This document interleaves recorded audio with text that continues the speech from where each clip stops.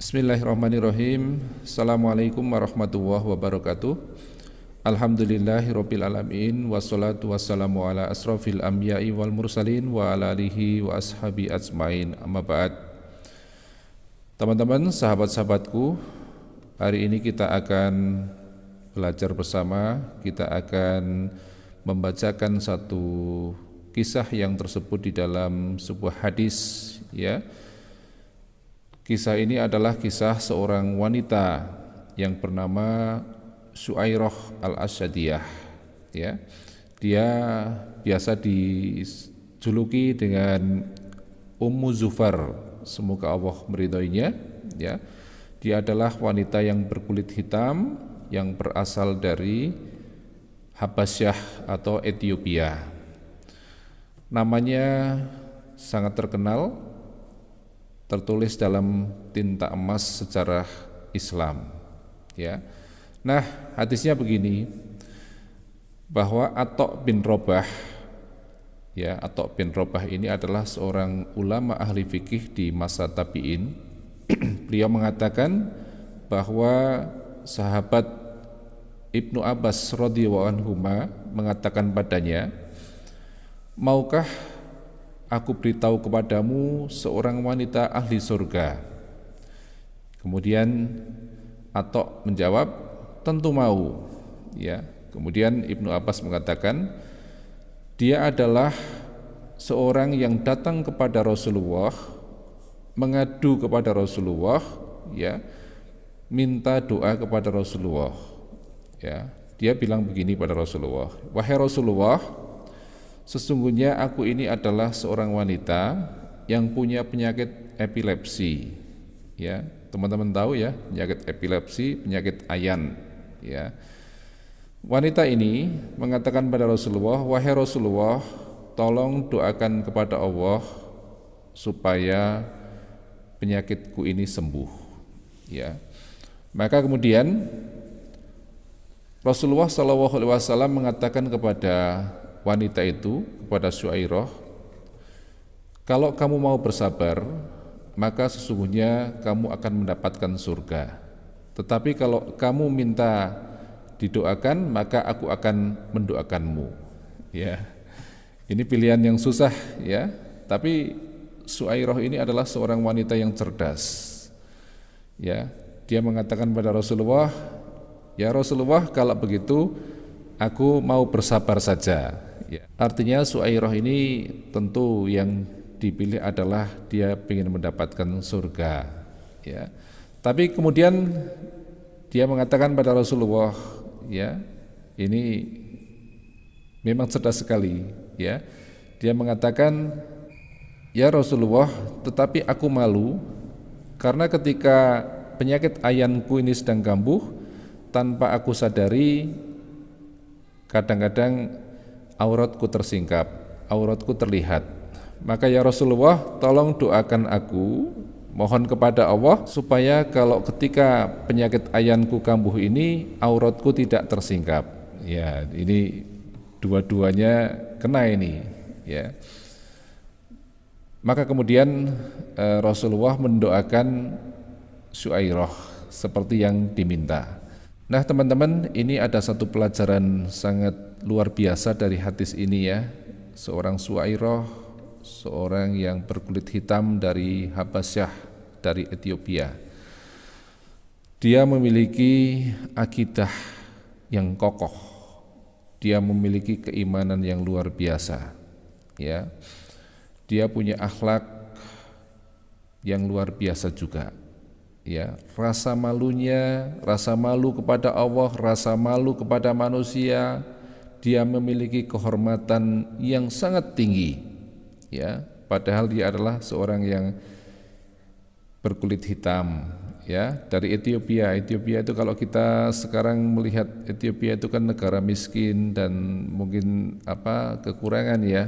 Tapi kalau akidahnya kokoh, ya seperti Su'airah ini, ya. Ada beberapa pelajaran, ya, jadi yang bisa kita ambil.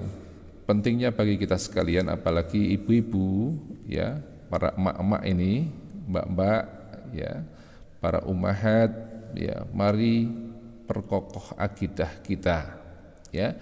Karena kalau akidahnya kokoh, ya apapun yang terjadi, ya apalagi sampai kepada penyakit, ya sakit itu memang kita harus berserah diri kepada Allah, ya karena Allah juga yang akan menyembuhkan, ya wa idza maridtu fahuwa yasfi, ya. Jadi pentingnya di sini bersabar ketika datang sakit, ya karena sesungguhnya sakit apapun itu, kalau kita lihat bahwa di dalam hadis itu bahkan sampai tertusuk duri pun, ya kalau kita ridho pada Allah maka itu akan mengurangi dosa, ya. Jadi orang yang sakit harus sabar, harus ridho, ya pada siapa dia harus mengeluhkan sakitnya, tidak kepada setiap orang dia harus berkeluh kesah, tidak setiap orang dia harus curhat, ya atau bahkan kalau kita sekarang ini sering curhat di medsos, ya di WA, di IG, di Twitter, ya saya sakit begini dan sebagainya. Ini menjadi kurang pas, ya. Boleh jadi kalau orang yang nggak suka sama kita malah hanya tertawa kan, ya. Jadi ridho atas sakitnya, ya. Dan Suairah ini tidak malu pada Rasulullah mengatakan bahwa saya adalah wanita yang punya penyakit epilepsi, ya padahal sebagian orang kan menganggap epilepsi itu yang aib, ya padahal tidak begitu. Ini menjadi contoh teladan bagi kita sekalian sampai sekarang, ya sabar. Karena kalau sabar ridho pada Allah ini balasannya adalah surga, ya.